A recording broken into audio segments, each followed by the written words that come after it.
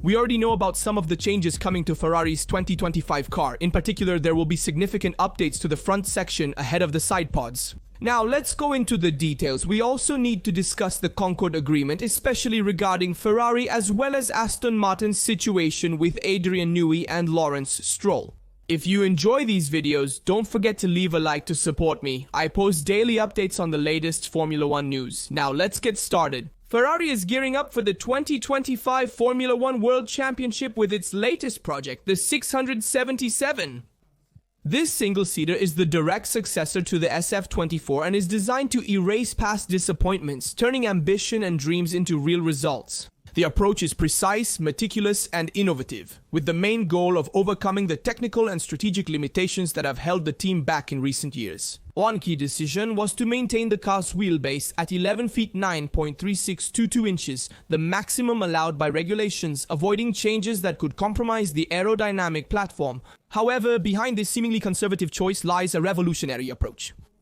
In 2024, Ferrari's biggest weakness was tire management, particularly in qualifying, where struggles with warm-up often left their drivers starting in disadvantaged positions. To shift direction, the team brought in XR, a former Mercedes expert renowned for his deep knowledge of vehicle dynamics. With him leading the technical revolution, Ferrari aims to turn its tires from a weak point into a strength. A key aspect of this transformation is the increased distance between the front tires and the side pods, designed to better manage turbulence, specifically the tire wake. This seemingly small change is actually crucial in reducing turbulent airflow, which negatively impacts aerodynamic load and underbody management.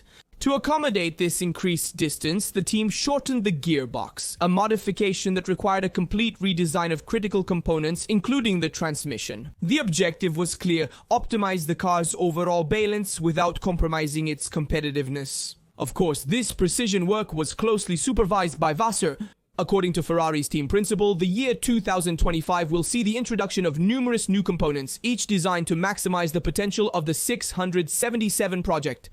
With Serra's expertise and the bold design approach of the team, Ferrari is determined to rewrite its destiny. The preseason tests in Bahrain will serve as the first real test for a single-seater that, while maintaining its DNA as the successor to the SF24, is ready to prove that even a few millimeters can make the difference between victory and defeat. Many may underestimate this factor, but the position ahead of the side pods is crucial. All airflow is directed by the front suspension, channeled toward the floor, then through the Venturi tunnels and finally into the diffuser area. If this region experiences significant turbulence, it becomes a serious problem for the car. Excessive turbulence reduces aerodynamic load, generating disruptive vortices that disturb the car's overall aerodynamic balance.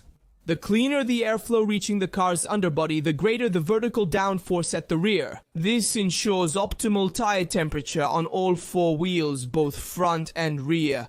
Avoiding struggles with tire warm-up during qualifying was a top priority. After all, that was Ferrari's real Achilles heel. That's why Ferrari's engineers, along with OXR, are working to optimize rear airflow to increase vertical thrust, improve aerodynamic load in both fast and slow corners, and minimize temperature differences between the tires. In Formula 1, a driver's success depends on the team's ability to support them at the right moment. On FXCI, the official sponsor of this channel, you receive the same level of support. With training, analysis, and signals to help you make smart decisions, your journey begins with a secure, risk-free demo account. And don't worry, because your journey starts with a secure and risk-free demo account. Once you pass the initial challenge, you gain access to real company capital and can earn up to 99% of the profits. Join our Discord and follow us on social media to stay updated with the latest news. The QR code on screen will take you to an educational Telegram channel. Make sure to follow it.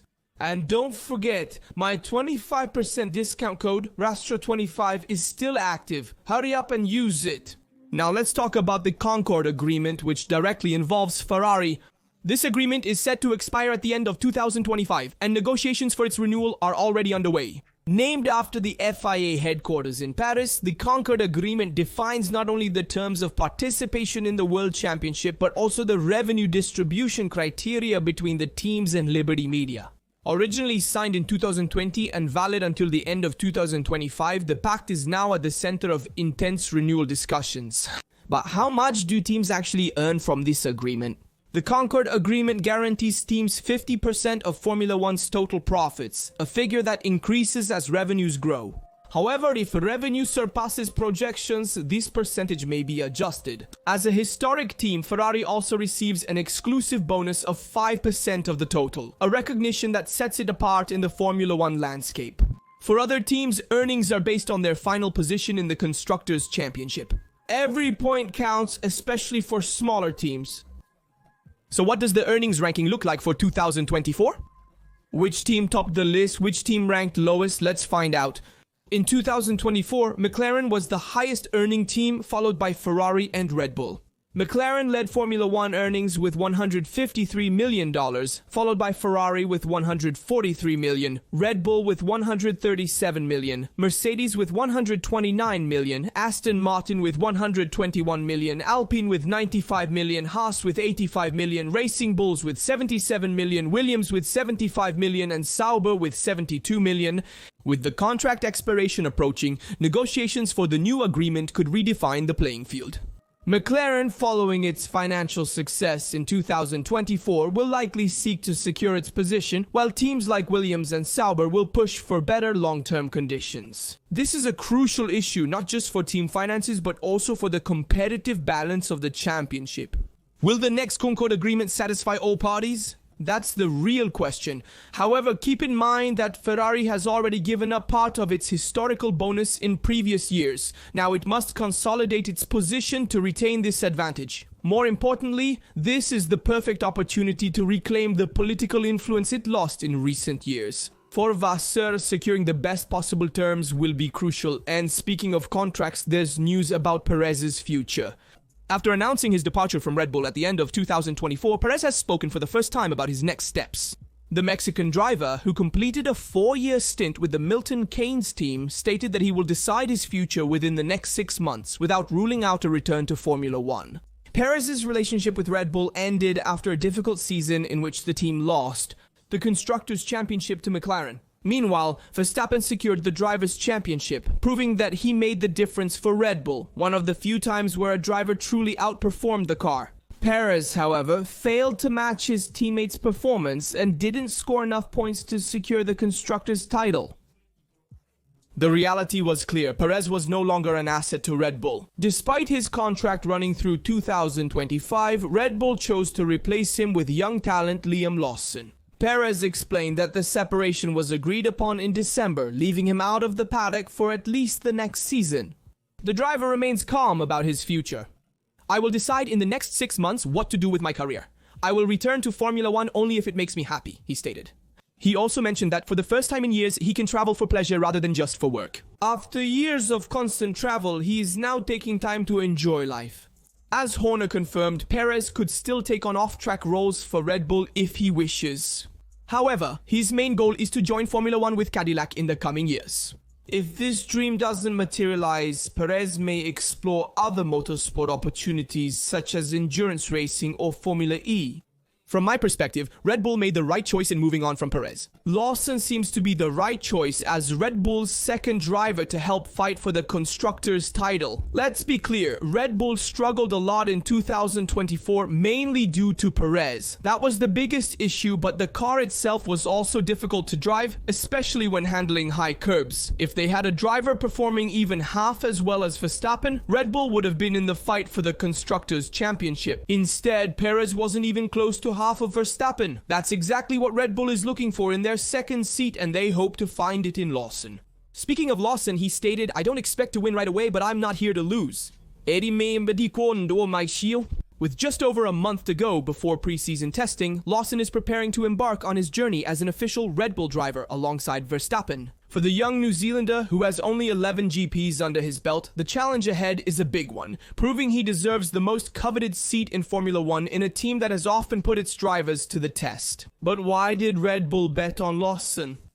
His promotion is the result of years of preparation under the watchful eye of Helmut Marko. By choosing the New Zealander, Red Bull is turning the page after a difficult season, with Perez opting for a driver who is not only promising but also mentally strong. Lawson has shown his potential in the few GPs he raced in 2024, displaying an aggressive driving style that sparked mixed opinions. However, the team was convinced that his growth potential was greater than that of other candidates such as Yuki Tsunoda.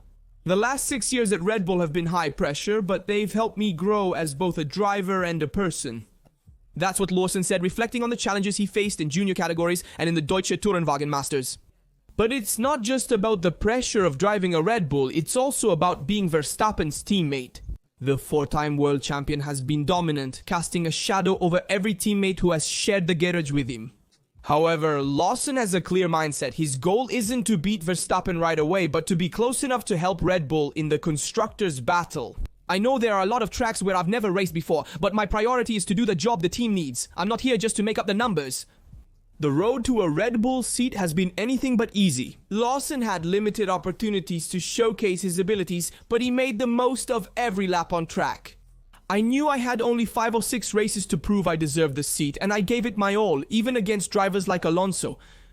We also remember their off-track discussion.